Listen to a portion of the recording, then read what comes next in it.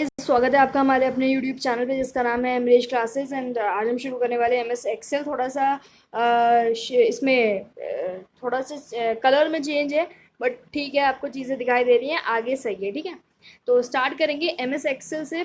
पीछे हमने power point किया और वर्ड किया है। आज मैं एक्सेल करा देती हूँ। मैं कोशिश करूँगी कंप्यूटर ख़त्म करूँ, पर थोड़ा मोटिवेशन मेरा बहुत कम हो गया है कुछ। ठीक है, इट्स ओके। पर बात करेंगे, चलिए एम एस एक्सेल की करेंगे। बस इसीलिए क्योंकि आपको कराना है, बीच में छोड़ना मुझे इतना अच्छा नहीं लग रहा है। बीच में छोड़ दूँ आधी चीज़ें करा करके, तो कोशिश करूँगी ख़त्म कराऊँ। अदरवाइज़ ज़्यादा हुआ इनका तो मैं नोट्स आपको प्रोवाइड करवा दूँगी। ठीक है, तो स्टार्ट करेंगे एम एस एक्सेल से। देखो पावरफुल, देखो एम एस एक्सेल में क्या होता है। एक्सेल में हम मेनली, जैसे पावर पॉइंट में हम क्या कर रहे थे, स्लाइड्स बना रहे थे। वर्ड में हम क्या कर रहे थे, कोई भी डॉक्यूमेंट फाइल बना रहे थे, कुछ भी उसमें लिख रहे थे, है ना। एम एस एक्सेल में क्या करते हैं, हम मेनली डेटाज रखते हैं, उनकी कैलकुलेशन में हेल्प होती है एक्सेल की मदद से, है ना। एक्सेल एक ऐसा सॉफ्टवेयर है जिससे हम कैलकुलेशंस करते हैं, डेटा जो अपने होते हैं उनको अरेंज करके रखते हैं प्रॉपर तरीके से। तो ये सारी चीज़ें हम एक्सेल में करते हैं। तो एक एक्सेल में हमें, जब हम एक्सेल खोलते हैं तो हमें एक स्प्रेडशीट दिखाई देती है। जो भी हमारा पूरा वो खुलता है, वो उसको हम स्प्रेडशीट कहते हैं। ठीक है, अच्छा, जैसे मैं यहाँ नीचे दिखा देती हूँ। ये इस पूरे को हम स्प्रेडशीट बोलेंगे। ठीक है, क्या बोलेंगे, एक सेकेंड, इस पूरे को हम स्प्रेडशीट बोलेंगे। अच्छा, आगे बात करेंगे। क्या लिखा हुआ है कि देखो, पावरफुल स्प्रेडशीट प्रोग्राम है ये। अरेंज डेटा को अरेंज करने में, कैलकुलेशंस करने में, मेकिंग रिपोर्ट बनाने में, इन सब चीज़ों में हमें एक्सेल का यूज़ होता है। एम एस एक्सेल में वर्कशीट होती हैं, ठीक है, स्प्रेडशीट होती हैं, जिनको हम वर्कशीट भी बोल देते हैं, बहुत से खानों या सेल से बनी हुई होती हैं।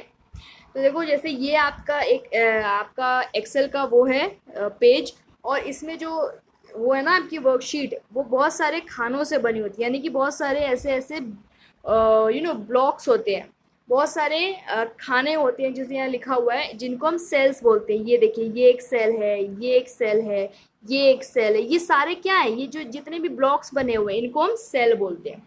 तो हमारी जो एक्सेल की शीट है ना, वर्कशीट, वो सेल से बनी हुई है। और सेल से कैसे बनी हुई है, इंटरसेक्शन हुआ है, यानी कि ऐसे वाली लाइंस और ऐसे वाली लाइंस, ये आपस में इंटरसेक्शन हुआ है इनका, तब जाके हमारे पास ये सेल्स निकल करके आई हैं। ठीक है, तो सेल्स कैसे बनी है, intersection of lines, intersection of rose and columns. ठीक है, इन दोनों का इंटरसेक्शन हुआ है, तब हमें सेल्स मिली हैं। ये सेल्स बहुत इंपॉर्टेंट है एम एस एक्सेल में। एक्सेल सेल सेल बहुत इंपॉर्टेंट है। ठीक है, अच्छा, नेक्स्ट है एक्सेल में पंक्तियां, जिनको हम रोज कहते हैं, और कॉलम, जिनको हम हिंदी में कॉलम बोल रहे हैं। एक्सेल में ये दोनों चीजें होती हैं, और इन्हीं के इंटरसेक्शन से सेल बनते हैं। रोज जो होती है वो हॉरिजॉन्टल होती हैं, और कॉलम जो होते हैं वो वर्टिकल होते हैं। यानी कि अगर मैं कहूँ, ये ऐसे ऐसे, ये कुछ ऐसी लाइंस होती हैं, कुछ ऐसे वाली लाइंस होती है ना, ऐसी शीट होती है आपके पास। तो जो ये हॉरिजॉन्टल लाइन ना, ये जो लाइंस है हॉरिजॉन्टल, ये ये ये ये रोज है। और ये जो वाली लाइन है ना, वर्टिकल लाइन, ये वाली लाइंस, ये, इनको हम कॉलम बोलते हैं। ठीक है, तो ये चीज है यहाँ पर। तो आपने समझा, रोज मतलब हॉरिजॉन्टल आ रहा है और कॉलम वर्टिकल आ रहा है। तो ये जो रोज है, रोज ये जो है ना, इनको हम से पहचानते हैं। यानी कि ये, अगर हम बोले कि इस वाली रो में लिखा हुआ है हमारा ये वाला नंबर, इस वाली रो में है, तो हम उसको पता है कैसे नाम देंगे, कि ये दूसरी रो में है ना, ये सेकंड वाली रो में, ये थर्ड वाली रो में, ये फर्स्ट वाली में, ये सिक्स्थ वाली में। तो जो रोज में, अगर हमें रोज को हमें इंडिकेट करना है, तो हम नंबर से इंडिकेट करते हैं। और अगर इसी तरह से अगर हमें कॉलम को इंडिकेट करना है, तो हम ABC यानी कि अल्फाबेट, अक्षरों से इनको वो करते हैं। मैं अभी आपको बताऊंगी आगे, जब हमें मैं आपको बताऊंगी कि किसी सेल का एड्रेस कैसे बताना है। तो ये रोज एंड कॉलम्स का बहुत बड़ा रोल है इसमें। चलिए आगे देखते हैं। जूम की चीज़ जो है वो 10% से 400% तक होती है। अच्छा, डिफ़ॉल्ट टाइटल इसका देख लेते हैं। अगर हम किसी नाम से सेव नहीं कर रहे हैं, तो वो कंप्यूटर इसको किस नाम से सेव कर देगा, बुक 1 से सेव कर देगा। ठीक है, एक्सटेंशन जो होता है वो, देखो एक्सटेंशन एक हम देखते हैं कि 2007 के बाद जितने भी वर्जन्स आए हैं, उनका एक्सटेंशन और 2003 से पहले जितने भी थे उनका वर्जन, इस तरह से हम देखते हैं। तो अभी जो है ना .xlsx है ना, XLSX, ये इसका वर्जन एक्सटेंशन है आफ्टर 2007, और 2003 से पहले .xls रहा है, ठीक है। उसके बाद है रोज एंड कॉलम्स। देखो रोज एंड कॉलम्स के बारे में देख लेते हैं। 2003 या 2003 से पहले अगर हम देखें तो कॉलम 256 थे और रोज इतनी थी, और 2007 के बाद देखिए तो हम देख सकते हैं कि ये रोज अपने कॉलम्स इतने हैं और रोज इतनी है, ठीक है। तो इनको नोट डाउन कर लीजिए, बहुत इंपॉर्टेंट है। आगे ये देखिए, ये इंपॉर्टेंट है एक्चुअली में। ये ब्लर है क्या? है तो ब्लर, कोई बात नहीं। आप इस वाली इमेज को देखेंगे ध्यान से, देखो क्या इसमें हमें दिखाई दे रहा है। सबसे पहले देखना, देखो ये सेल, ये जितने भी बने हुए हैं ना, ये जितने भी रेक्टेंगुलर शेप में आपको दिख रहे हैं, ये सारे जितने भी बने हुए हैं, इनको तो कहते हैं सेल कहते हैं, ठीक है। इनको क्या कहते हैं? सेल कहते हैं। उसके बाद जैसे ये वाला है ना, ये इसको हम क्या कह रहे हैं? सेल कह रहे हैं। तो ये चीज़ आप ध्यान रखेंगे। उसके बाद क्या आता है हमारा रोज एंड कॉलम्स। तो देखो जैसे मैंने बताया कि जो वर्टिकल है वो कॉलम होता है, तो ये लाइन, ये लाइन, ये लाइन, ये क्या है? ये है कॉलम्स। और कॉलम्स को कैसे डिनोट करेंगे हम? अक्षरों से, यानी कि ABCD इस तरह से। तो देखो ये वाला जो कॉलम है वो A से है, ये वाला कॉलम B से, C से, ये DEFGH है ना, ये इनसे डिनोट हो रहा है। उसके बाद अगर हम देखें अपना कि रोज जो है वो हॉरिजॉन्टल है, यानी कि इस तरह से लाइंस जो हैं वो रोज की हैं। तो इनको देखें तो हम, ये हमें नंबर से हो रहे हैं, 1 2 3 4 5 देख सकते हैं आप, है ना, ये नंबर से हम इनको डिनोट करते हैं। अच्छा, अब एक चीज़ यहाँ देखनी है हमें कि जो ये वाला एक बॉक्स आता है, देखो इसके ऊपर ये जो आपका ये वाली चीज़ है ना जहाँ पे ABCD लिखा है, इसके ऊपर एक आपका बार है, ये जो पूरा बार है, ये वाली चीज़, इसमें क्या आता है? ये वाला जो पोर्शन है वो नेम बॉक्स है। उसके बाद ये वाला जो पोर्शन है वो फॉर्मूला बार है। अब आप समझो, ये नेम बॉक्स जो है ना, जिस भी सेल में हम काम कर रहे हैं, मान लो फिलहाल मैं इस वाले सेल में काम कर रही हूँ, ठीक है। तो अब मैं बोलूँगी इस वाले सेल का एड्रेस बताइए, तो इस वाले सेल का एड्रेस मतलब इस वाले सेल का हम सिंपल बोल रहे हैं नाम बताइए, ठीक है। इस वाले सेल का नाम बताइए, तो जो भी इस वाले सेल का नाम होगा ना वो यहाँ पे लिखा हुआ आ जाएगा। तो देखो इस वाले सेल का नाम क्या है? इस वाले सेल का नाम है, पहले तो सबसे पहले हम देखते हैं अपना कॉलम देखते हैं, उसके बाद हम रो देखते हैं। तो कॉलम में कौन से कॉलम में? C कॉलम में, है ना, देख सकते हैं हम C कॉलम में है। और रो कौन सी है? रो है 6 है। तो अगर हम बोले इसका नाम है, इसका नाम अगर मैं यहाँ लिख दूँ, कहाँ पे लिख दूँ? यहाँ लिख दूँ C6, है ना, तो ये बिल्कुल करेक्ट होगा। C6 इस वाले सेल का क्या था? आपका एड्रेस था।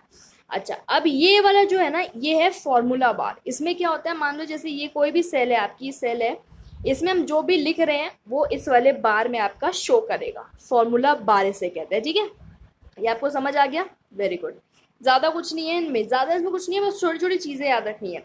उसके बाद देखो ये वाली क्या है? शीट टैब्स हैं। शीट, अगर आपकी पहली शीट खुली है तो शीट 1 पे जैसे ये बना हुआ है ना, आप देख सकते हो, एक सेकेंड, आप देख सकते हो ऐसा लग, इस वाले से हम पहचान सकते हैं कि हमारी पहली शीट खुली है। अगर इस तरीके का कुछ इस शीट 2 पे आता तो शीट 2 पे खुली है, शीट 3 पे खुली है ना, तो ये शीट टैब्स है।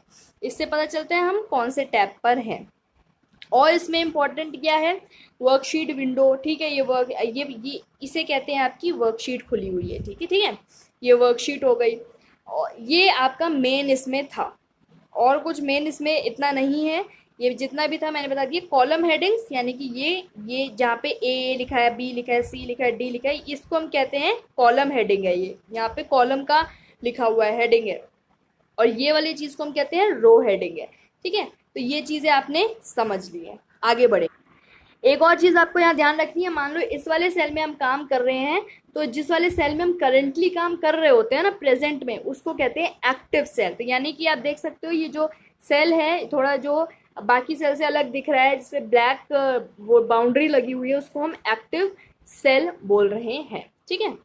चलो आगे बढ़ते हैं। उसके बाद देखिए नेक्स्ट आता है फिल हैंडल। फिल हैंडल क्या होता है? इसका कुछ निशान ऐसा है, और इसमें क्या है? ये चिन्ह, यानी कि साइन, ये कैसा साइन है? चिन्ह से हम सेल को एक्टिव बनाते हैं या फिर डबल क्लिक करके उसे पर्टिकुलर सेल पे, देखो क्या होता है, जब भी हमें सेल में काम करना है ना, सेल में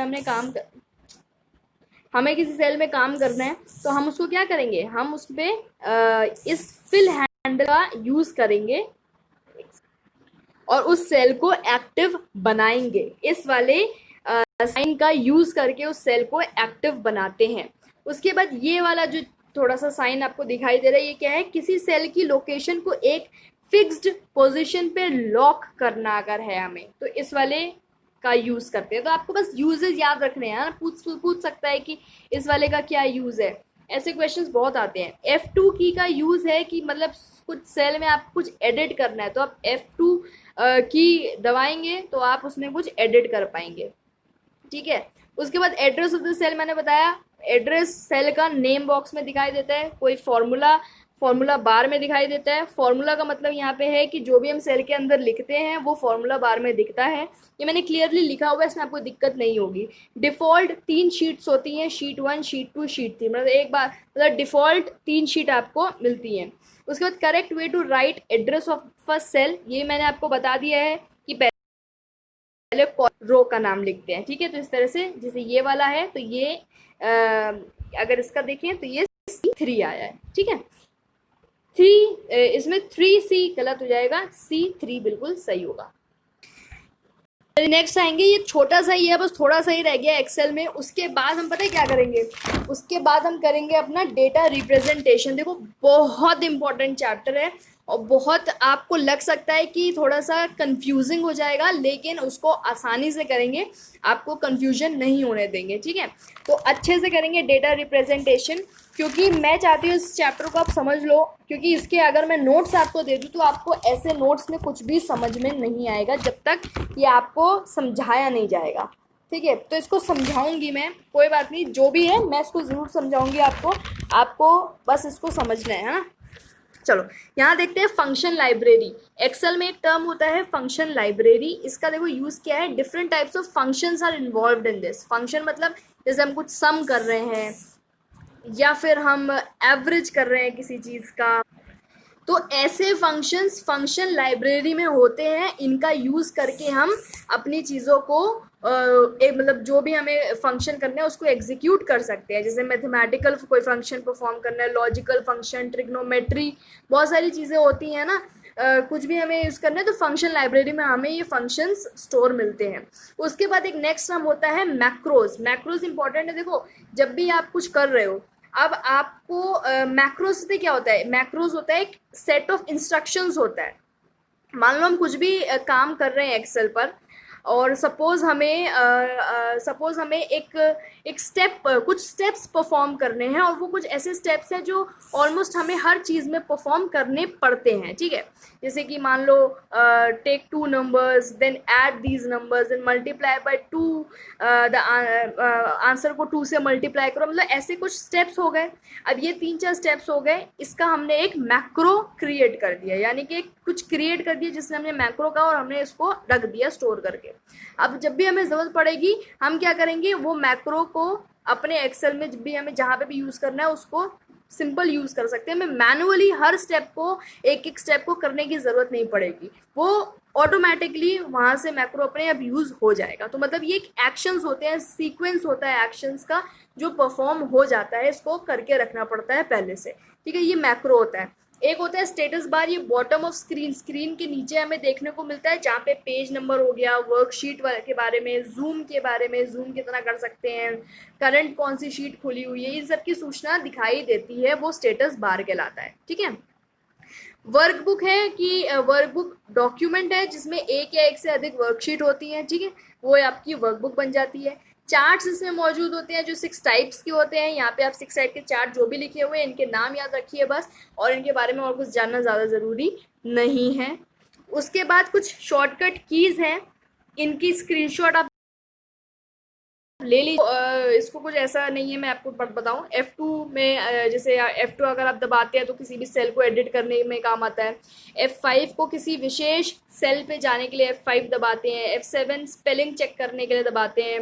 कंट्रोल प्लस शिफ्ट प्लस ये जो आपका दे रखा है आपको ठीक है, सेमी कोलन दे रखा है, तो इसका क्या मतलब है, करंट टाइम को एंटर करने के लिए यूज होता है। ये वाली चीज डेट एंटर करने के लिए होती है। ठीक है, तो ये आप इसका स्क्रीनशॉट ले लो या लिख लो आराम से, कोई दिक्कत की बात है नहीं। तो जैसे ये इंपॉर्टेंट है एक आपका control plus space and shift plus space, है ना। तो कंट्रोल प्लस स्पेस मतलब होता है कि जब हमें पूरा कॉलम सिलेक्ट करना होता है ना, कॉलम मतलब जो भी अपनी वर्टिकल वाली लाइंस थी, है ना, ये वर्टिकल वाली लाइंस जो थी, इसको मान लो हमें पूरा सिलेक्ट करना है तो हम कंट्रोल प्लस स्पेस दबाएंगे। अगर हमें पूरी रोज को सिलेक्ट करना है तो हम क्या दबाएंगे, शिफ्ट प्लस स्पेस दबाएंगे ना। तो ये चीजें होती है, ये कुछ शॉर्टकट कीज है जो आपको पता होना चाहिए, 3-4 इनका भी स्क्रीनशॉट आप ले लो। ठीक है, तो यहाँ पे कुछ भी नहीं है, देखो ये बहुत इजी था एक्सेल तो। और इसके क्वेश्चंस आपको मैं ग्रुप पे दे दूंगी। ठीक है, और नेक्स्ट वीडियो डेटा रिप्रेजेंटेशन की आएगी, बहुत इंपॉर्टेंट रहेगी।